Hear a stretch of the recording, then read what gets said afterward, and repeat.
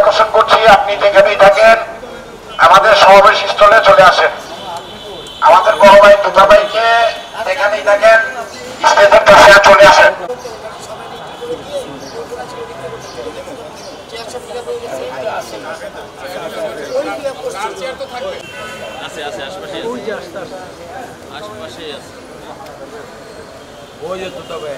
দুটা ভাই ভিতরে আসেন, ভিতরে মোটামুটি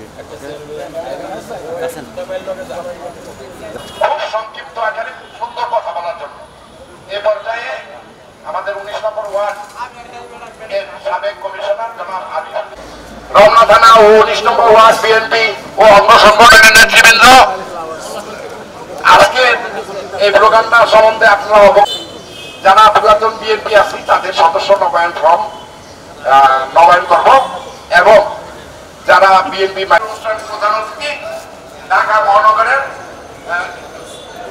মহানগর দক্ষিণের সদস্য জনাব লোকমান হোসেন ভাই ইতিমধ্যে আমাদের মাঝে উপস্থিত হয়েছে। আমরা করতালির মাধ্যমে তাকে স্বাগত জানাই। আল্লাহর রহমতে, অশেষ রহমতে আমাদের মাঝে ফিরত এসেছে। কিন্তু এই যে 8 বছর টানা জেল হাজতে ছিল, তার আপনার কাছে দোয়া চেয়েছে। আর আগামীতে ইনশাল্লাহ আপনাদের মাঝে আবার 29 তারিখে থাকবে ইনশাল্লাহ। এর জন্য সে চিকিৎসা নিচ্ছে। দোয়া করেন যাতে 29 তারিখে আপনাদের সাথে থাকতে পারে। আমরা শুনেছি এই 4টি প্রোগ্রামে বিভিন্ন সিনিয়র নেতাদের বক্তব্য একটাই, যেহেতু বহিরাগত কেউ নবায়ন না করতে পারে। বহিরাগত কোন সন্ত্রাসী, কোন চাঁদাবাজ, কোন দুর্নীতিবাজ, কোন আওয়ামী লীগের দোসর নবায়ন তো দূরের কথা, সদস্য হইতেও তারা পারবে না। উনি প্রত্যেকটি এলাকায় লক্ষ্য রাখতেছে 29শে জুন যেই নবায়ন হবে, নতুন ফরম সংগ্রহ হবে রমনায়।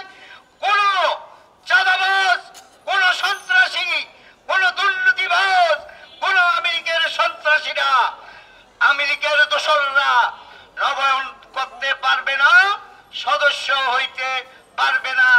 এটা হলো আমাদের মাটি ও মানুষের নেতা জনাব মির্জা আব্বাসের নির্দেশ।